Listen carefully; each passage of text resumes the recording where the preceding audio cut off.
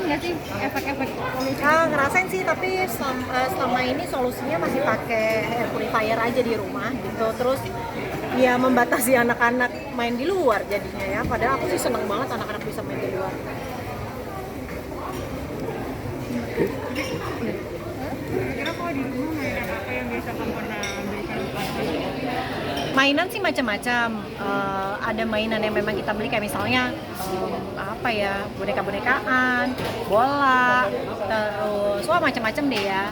Tapi kayaknya anak-anak juga kadang-kadang seneng main sama ibunya aja gitu ya. Kadang-kadang badan kita jadi perosotan, jadi kuda-kudaan. Sebenarnya macam-macam sih yang bisa dilakuin di rumah gitu. Yang penting bisa memenuhi kebutuhan kayak loncat-loncatnya anak-anak atau lari-lariannya. Tapi kan terbatas ya kalau di rumah aja.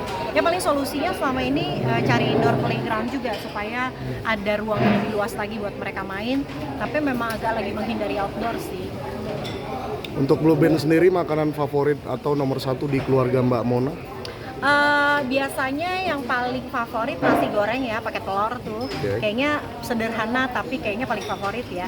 Sama sebenarnya cuma roti cuma dipakein Blue Band dibakar aja tuh anak-anak udah happy banget sih. Kadang-kadang dipakein apa namanya mesis gitu ya.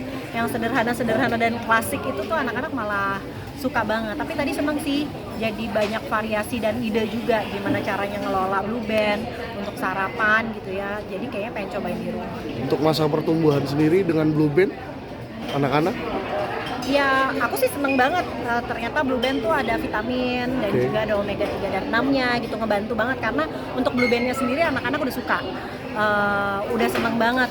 Misalnya kayak nasi goreng pakai Blue Band atau misalnya roti-roti pakai Blue Band kan mereka basically udah seneng banget. Nah, dengan adanya penambahan itu kebutuhan ibunya nih untuk menutrisi anak-anaknya jadi lebih mudah lagi sih.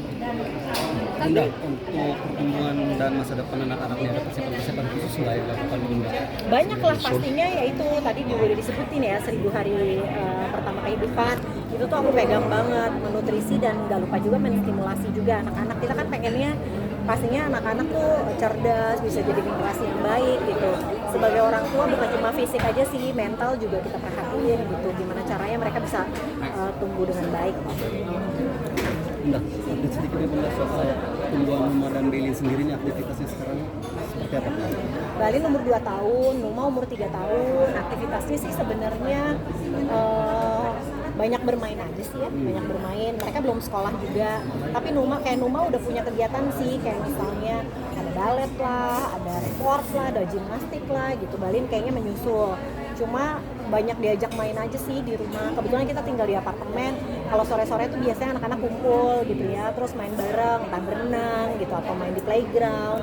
Pokoknya dibanyakin bermain aja supaya stimulasi fisiknya tuh terpenuhi lah.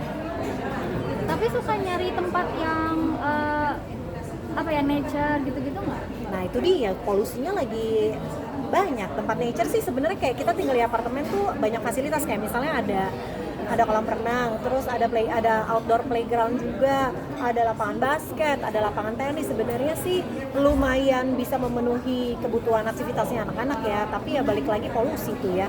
Jadi sekarang ya cari-cari yang indoor dulu gitu.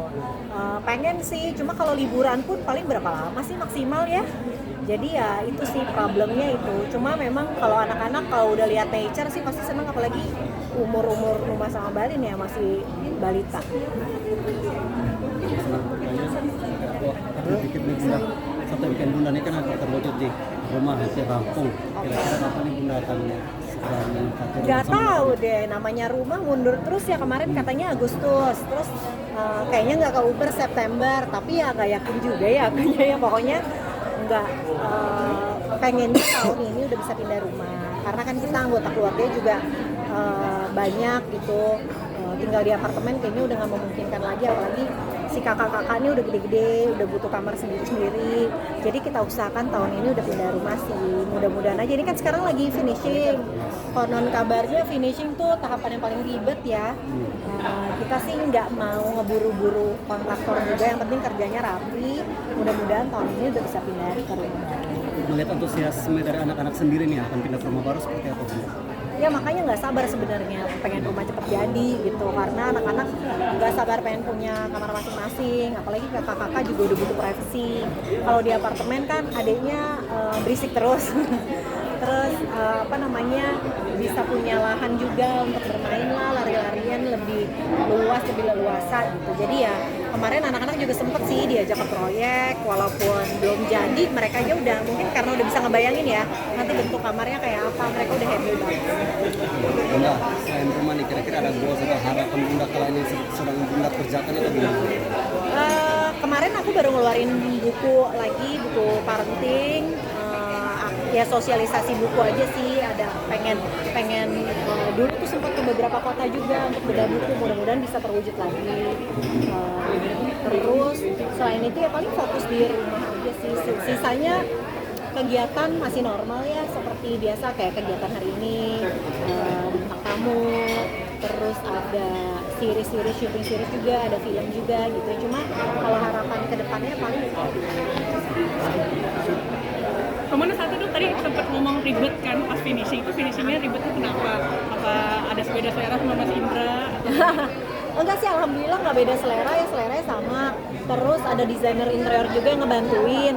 Tapi biasanya dari gambar diwujudkan dalam bentuk sesungguhnya tuh kan ada aja yang ini kayaknya kurang tinggi ya, bongkar lagi tinggiin gitu ya.